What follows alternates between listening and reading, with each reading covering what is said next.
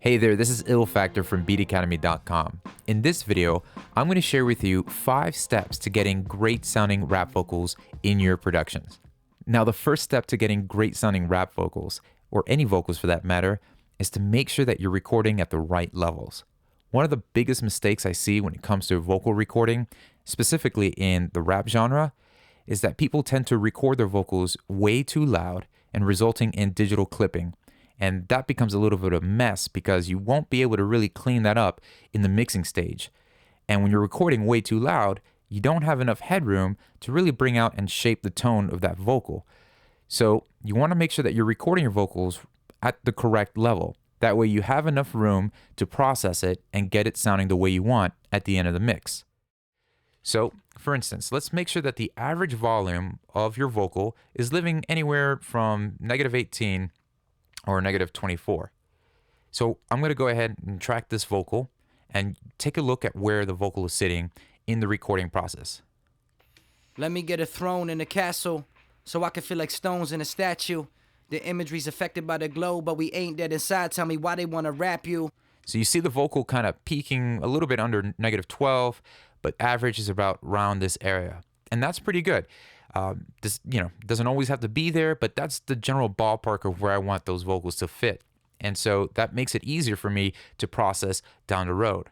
Now, once you've recorded your vocals at the right level, you want to go back and make sure that the timing is on point, which is step number 2, timing. Now, timing is everything, especially with rap vocals. That's what takes a rap vocal from an amateur recording to a professional sounding rap vocal. Now, huge, I would say maybe 90% of that is up to the delivery of the artist and the way their cadence and the rhythm and the delivery and the character of that vocal performance. But sometimes you might have to go back throughout that performance and adjust any timing issues within the recording. And so that's one thing you have to do to make sure that your vocals really are locked into the pocket, is deal with any timing issues. So we'll go through this vocal recording, see if we find anything, and correct them along the way. Let me get a throne in the castle so I can feel like stones in a statue. The imagery's affected by the glow, but we ain't dead inside. Tell me why they want to rap you. Yeah, and when ego arrives, it's like we buried underground and we screaming alive. Now right there, that section, yeah, and when ego arrives, that jumped out a little bit ahead of the beat. And while everything else seemed okay, this is what really just stuck out to me. So being that I recorded in Ableton Live, it would automatically set this to warp. And so what you notice here on the bottom is, and this is a great attribute of Ableton Live, is that you'll see these warp markers show up at the beginning of every transit here. So I can easily just adjust this audio, nudge it back and forth to make it fit the right timing. Yeah, and when ego arrives. So we're going to go ahead and click this and drag maybe everything back. Yeah, and when ego arrives, it's like we... So now what I need to do is just stretch out this and make sure that, and use the fade to smoothly fade one region to the next so that we don't have any pops going on from one region to the other. Rap you, yeah, and when ego arrives, it's like we... So let me go ahead, and this is something you have to do. I do this all the time. Every time I start from this section, I don't have a really good context as to the rhythm and the cadence. So I'll go a couple bars back. I can feel like stones in a statue. The imagery's affected by the glow, but we ain't dead inside. Tell me why they want to rap you. Yeah, and when ego arrives, it's like we buried underground and we screaming alive. And that's much better. So it was a little ahead of the beat, so just moved it back a little. I'm also going to go from beats to complex pro, so that there's no loss of integrity when nudging or moving things in warp mode. Yeah, and when ego arrives, it's like we buried underground and we screaming alive. And all the stars up in the sky, they be thinking they great. Now, if you're not sure how to go about correcting the timing issues, if you can't really make out whether it's ahead or behind the beat, what I would suggest you do, just to get practice and ear training, just get more familiar with timing, is you can copy your drum patterns. For instance, I just copied the kick and snare pattern from my drums, which are located up here, and I created a blank MIDI track, and I have it right above the vocal, just so I have like a good visual aid to help me navigate the 2 and the 4 and where the kick is at, and just the overall pocket of the drums that I'm doing. And I can just make sure to see where the vocal aligns in corresponding to the drums.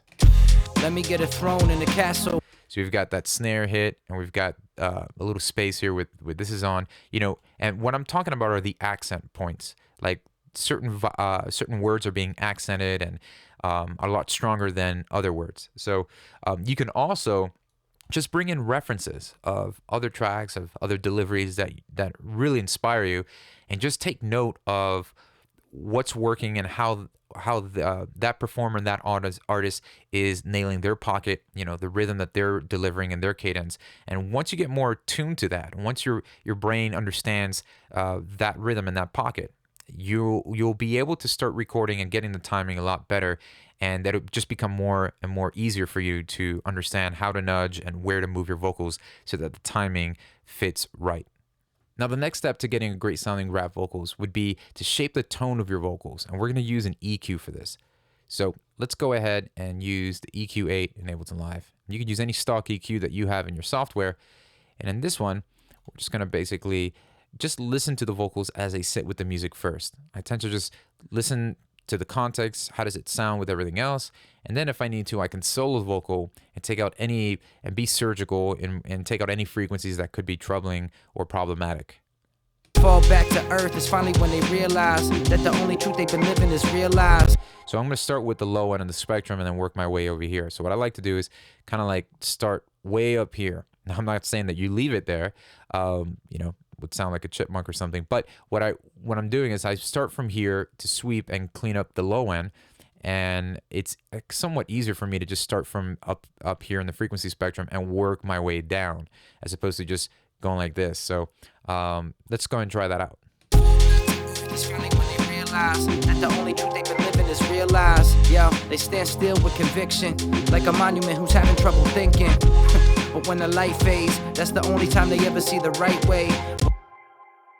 Doing that is a lot helpful for me as opposed to starting from down here, because usually when I start from the bottom up, I tend to just go by numbers, and I'm like, oh well, I'll leave it at 100. So, and right now we're at 115 hertz. So I went by my ear as opposed to just going by the number.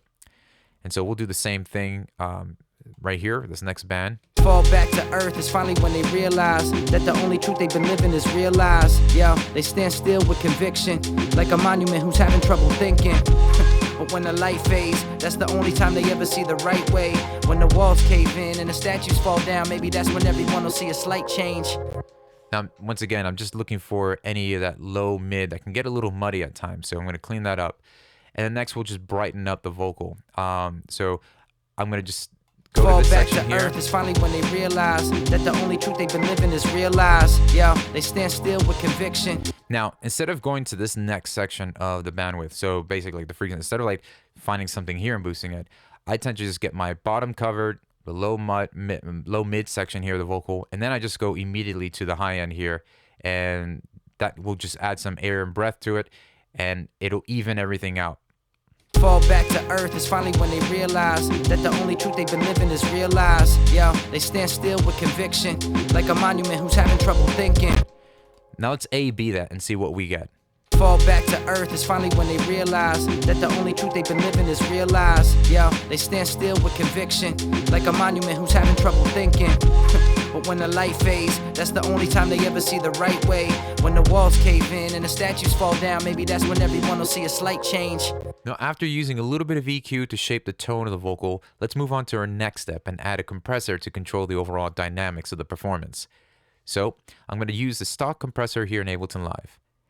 I'm going to disable the makeup gain because that already comes enabled. So I'm going to disable it like that. And I'm actually going to choose save as default preset. That way this compressor will always load like that every time I use it. And then I'm going to choose this window here so we get a better representation of what the compressor is doing. So let's go ahead and play the vocal. Let me get a throne in a castle so I can feel like stones in a statue. So you can see there's a lot of dynamics, and that's typical of rap vocals. So we'll lower the threshold here so we can have the compressor start working. Let me get a throne in a castle so I can feel like stones in a statue. So you can see that word castle there. You see as it dove up, the compressor brought the gain down so that it actually makes a nice, smooth, even dynamic performance. Let me get a throne in a castle so I can feel like stones in a statue. Now the thing is, if you put the attack way too fast on a compressor, specifically on rap vocals, you tend to kill the energy because that means that the compressor is acting really quickly and it's taking away the initial transient. So you lose a lot of energy that way. So we want a little bit more punch. So we'll go probably medium. Let me get a throne in a castle so I can feel like stones. Well, actually, let me just put the attack all the way down so you can hear the difference. Let me get a throne in a castle, so I can feel like stones in a statue. Right? And medium. Let me get a throne in a castle, so I can feel like stones in a statue. So I'll leave it there. And what we're going to do is just maybe slightly increase the release so the compressor holds on just a little longer. And let's up the strength of the compressor. That's where the ratio will come into play. So I'm going to make this just a little stronger here. Let me get a throne in a castle, so I can feel like stones in a statue. The imagery's affected by the glow, but we ain't dead inside. Tell me why they want to rap you. And just give it enough output. Let me get a throne in a castle, so I can feel like stones in a statue. The imagery's affected by the glow, but we ain't dead inside. Tell me why they want to rap you. All right, so now that we've got our dynamics controlled, I'm going to use a multiband dynamic. And I'm going to use this for the sole purpose of like de-essing, maybe just compressing the higher end of the frequencies to stop any of the sibilants like the S's and things like that, so they don't pierce through. So I'm going to solo the high end. Let me get a throne in a castle, so I can feel like stones in and just go way up here.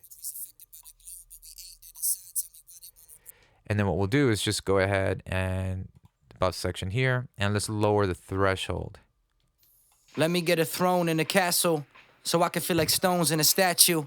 The imagery's affected by the glow, but we ain't dead inside. Tell me why they want to rap you. Yeah. So what I've done was I'm increasing the ratio of the compression. So that's just going to apply more compression.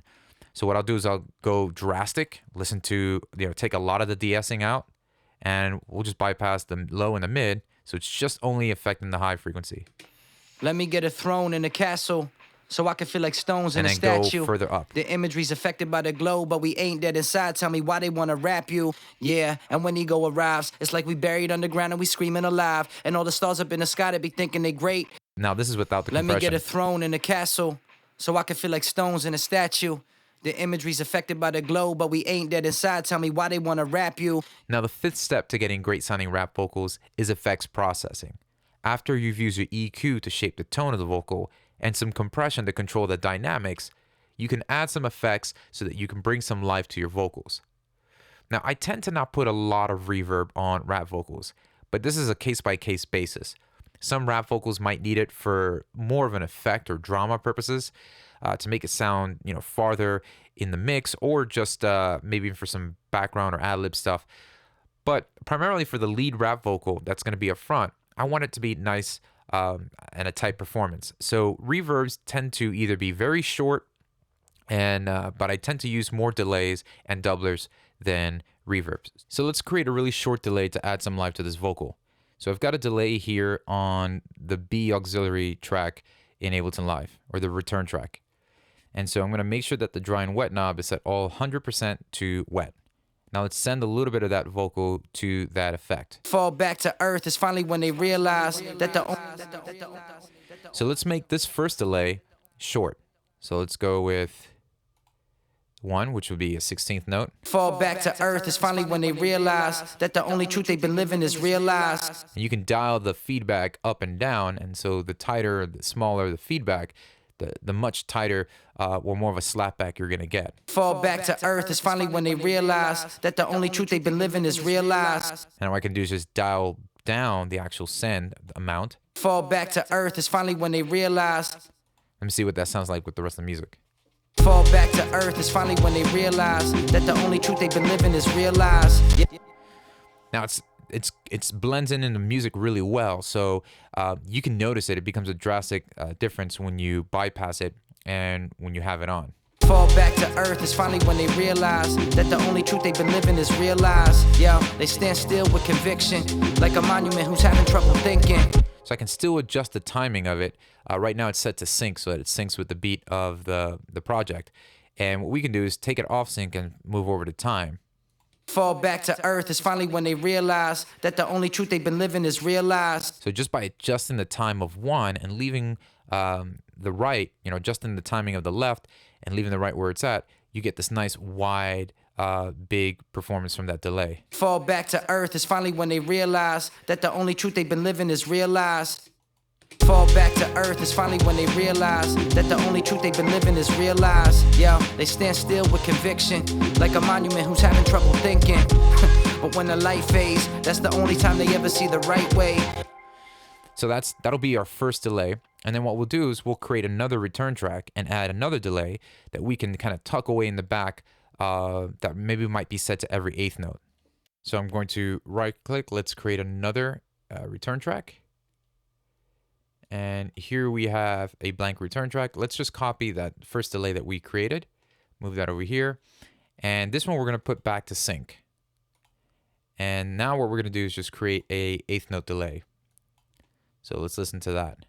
Fall back to earth is finally when they realize that the only truth they've been living is real lies. Yeah, they stand still with conviction. What I'm going to do is just lower the B signal here, the return volume, so that I can actually balance how how much I'm hearing that in the mix.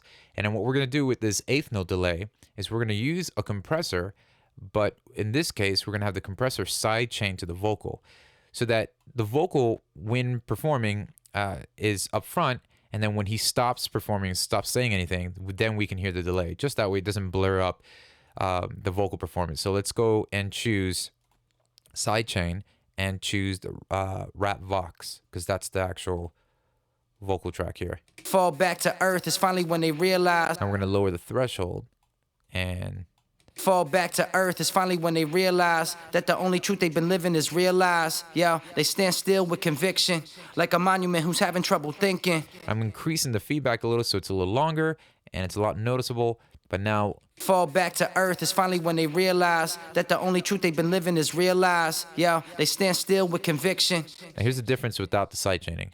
Fall back to earth is finally when they realize that the only truth they've been living is real lies. Yeah, they stand still with conviction, like a monument who's having trouble thinking. So you can hear how when the compressor sidechain to the rap vocal and triggering the sidechain on top of the delay, it gives the vocal some more presence. And then when he stops performing, then we hear the delay. So that's pretty good. That's what we're going for. So we've got a really short slap delay, and then we've got a nice eighth note delay on the vocal. Fall back to earth is finally when they realize that the only truth they've been living is real lies. Yeah, they stand still with conviction, like a monument who's having trouble thinking. But when the light fades, that's the only time they ever see the right way. When the walls cave in and the statues fall down, maybe that's when everyone will see a slight change. Now, once you get these basic principles down, you can go back, add more EQ, subtract, or more compression. But you want to basically use these 5 steps so that you can get the best possible vocal performance out of your rap vocals. So I hope this video was helpful for you. And as my gift to you for watching, I want to send you a free sample pack loaded with construction kits filled with loops that can inspire you to hit the ground running, get you creating music. It's also including a lot of one-shots, some kicks, some snares, and some transition effects just to help you get inspired and creating some new music.